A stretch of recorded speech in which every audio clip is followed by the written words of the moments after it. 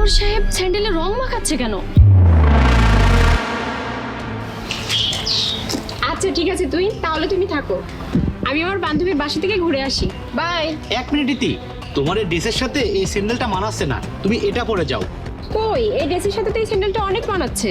আরে ইতি, এটা তো তোমার হবু স্বামী, তোমার ভালোর জন্যই তো বলছে। ঠিক আছে ভাবি, তুমি যখন বলছো তাহলে আমি পরে নিচ্ছি। কই দাও।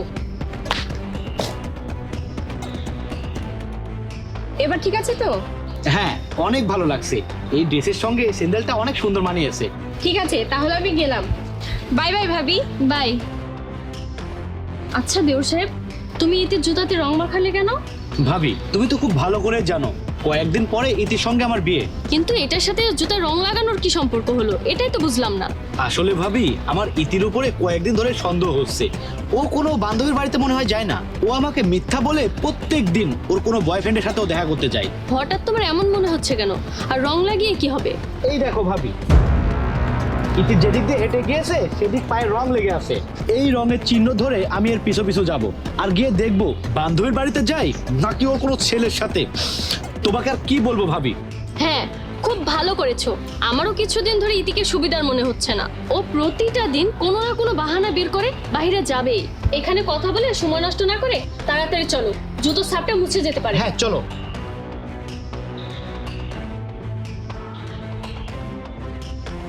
এক্সকিউজ মি হ্যাঁ, আমার ফোনটা চুরি হয়ে গিয়েছে, প্লিজ আমার নাম্বারে একটু কল লাগিয়ে দিবেন। ভাবি, তুমি এক কাজ করো, তুমি ইতির পিছু নাও, আমি দেখছি। আচ্ছা, কই নাম্বারটা বলেন। এই যে আমি চলে এসেছি। এখন তোমার আসার সময় হলো? আমি সেই কখন থেকে অফিস থেকে বের হওয়ার নাম করে এখানে এসে তোমার জন্য অপেক্ষা করছি। এই বুঝি তুমি আসবে, এই বুঝি তুমি আসবে, তোমার এখন আসার সময় হলো? কি এর চক্কর আর কারোর সাথে নয়, আমার স্বামীর সাথে চলছে। আর কাউকে পেলো না, আমার স্বামীকে পেতে হলো। একটু কাছে গিয়ে ওরা কি বলছে শুনি। আরে জাহিদ, তুমি তো জানো যে তোমার ভাই বাড়িতে থাকে, আর তোমার ভাই কেমন সন্দেহ করে সেটা তুমি ভালো করেই জানো। আমি কখনো শপিং এ যাচ্ছি, কখনো বান্ধবীর বাড়িতে যাচ্ছি, এসব বলে আমাকে বের হতে হয়। আর তোমার তো বাহানা আছে এই যে অফিসের, আর আমাকে কত কিছু মেনটেন করে আসতে হয় তুমি জানো। সব সময় মনে হয় এই বুঝি তোমার ভাই আর তোমার বউ সবকিছু জেনে গেল।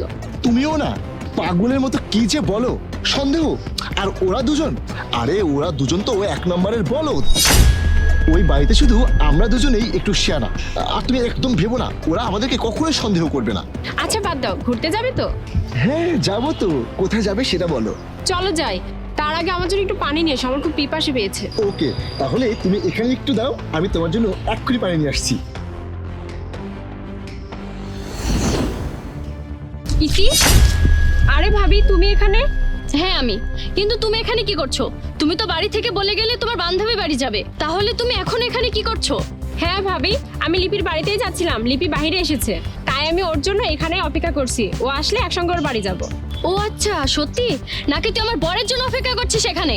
আরে ভাবি তুমি কি ফালতু কথা বলছো? কি তোর মনে হয় আমি ফালতু কথা বলছি? না, আমি সবটা নিজের চোখে দেখেছি, যা দেখেছি সত্যি দেখেছি।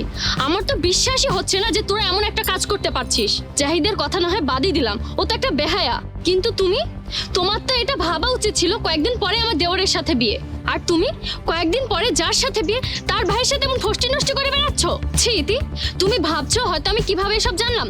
তাহলে শোনো, তুমি যখন বাড়ি থেকে বের হলে তুহিন ইচ্ছে করে তোমার এই জুতোতে রং লাগিয়ে দিয়েছে। তোমার ওই জুতো বদলে দিয়েছে তার কারণ তুহিনের অনেক দিন ধরে তোমার উপর সন্দেহ করছিল, কারণ তোমার এই চালচলন না ওর কাছে ঠিক মনে হচ্ছিল না। তাই তোমার জুতোতে রং লাগিয়ে দিয়ে ও ধরার প্ল্যান করছিল, যাতে তুমি যে রাস্তা দিয়ে যাও সেই রাস্তায় যেন জুতোর ছাপ পড়ে থাকে, আর সেই ছাপ দেখে আমরা তোমাদের ফলো করতে থাকি।